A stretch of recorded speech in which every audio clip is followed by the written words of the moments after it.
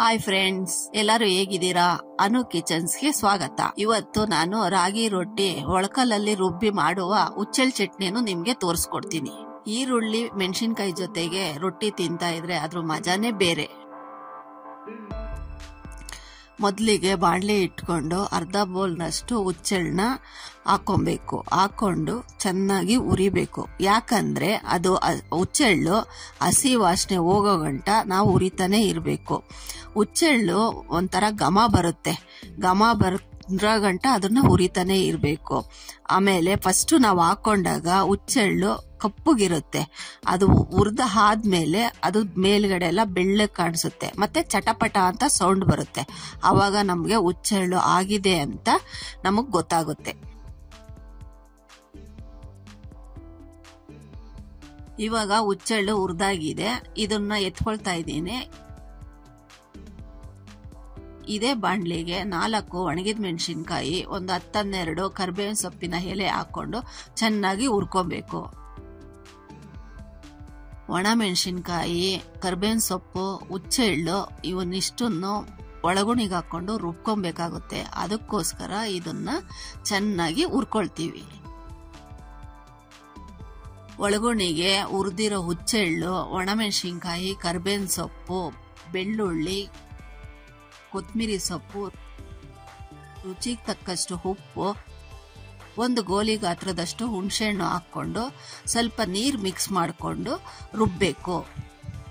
ಉಚ್ಚೆಳ್ ಚಟ್ನಿ ಬೇಕಾದ್ರೆ ಮಿಕ್ಸಿಲೂ ರುಬ್ಕೋಬಹುದು, ಆದ್ರೆ ಒಳಗುಣಿಲಿ ರುಬ್ಬಿ ತಿನ್ನೋದು ಟೇಸ್ಟು ಮಿಕ್ಸಿಲಿ ಬರೋದಿಲ್ಲ.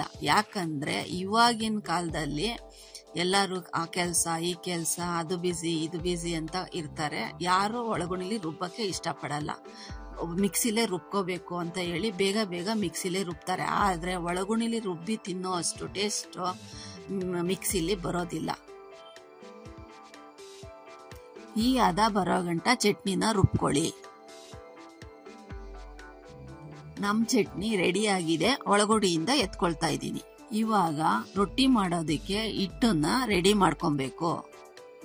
ಬೋಲಿಗೆ 1 ಕಪ್ ರಾಗಿ ಹಿಟ್ಟು, 2 ಸ್ಪೂನ್ ಗೋಧಿ ಹಿಟ್ಟು, ರುಚಿಗೆ ತಕ್ಕಷ್ಟು ಉಪ್ಪು,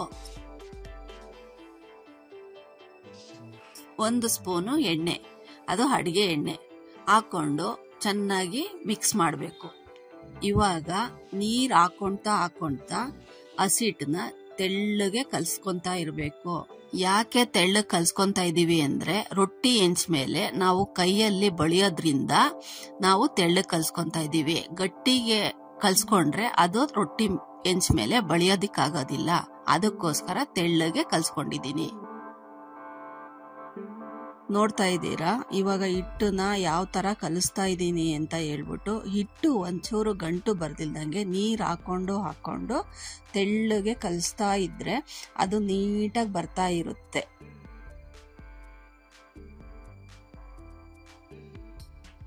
ಇವಾಗ ಹಿಟ್ಟು ತೆಳ್ಳಗೆ ರೊಟ್ಟಿ ಹಾಕೋದಿಕ್ಕೆ ರೆಡಿ ಆಗಿದೆ. ಇವಾಗ ಸ್ಟವ್ ಹಚ್ಕೊಂಡು ರೊಟ್ಟಿ ಹೆಂಚನ್ನ ಇಟ್ಕೊಬೇಕು.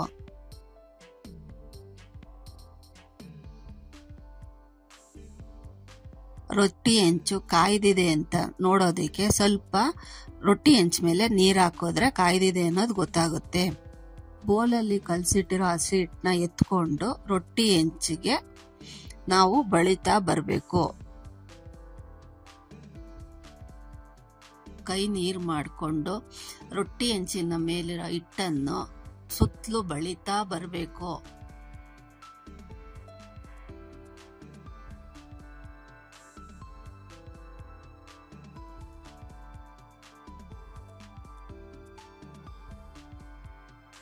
ಹಿಟ್ಟನ್ನ ರೊಟ್ಟಿ ಹೆಂಚ್ ಮೇಲೆ ಬಳದಾಗಿದೆ.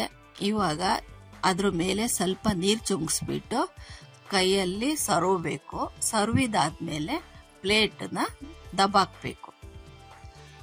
ಮೀಡಿಯಂ ಉರಿ ಇಟ್ಕೊಂಡು ರೊಟ್ಟಿನ 3 ತಪ್ಪಿದ್ರೆ 4 ನಿಮಿಷ ಬೇಯಿಸ್ಕೊಳ್ಳಿ. ನಮ್ ರೊಟ್ಟಿ ಬೆಂದಿದೆ. ಪ್ಲೇಟ್ನ ತೆಗೆದು ರೊಟ್ಟಿನ ತಿರುವಾಕ್ತಾ ಇದ್ದೀನಿ.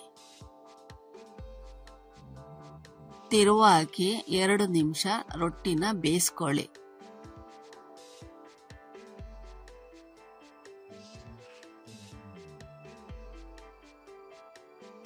ರೊಟ್ಟಿ ಮೇಲೆ ತುಪ್ಪ ಸರುಕೊಂಡ್ರೆ ರಾಗಿ ರೊಟ್ಟಿ ಆಯ್ತು.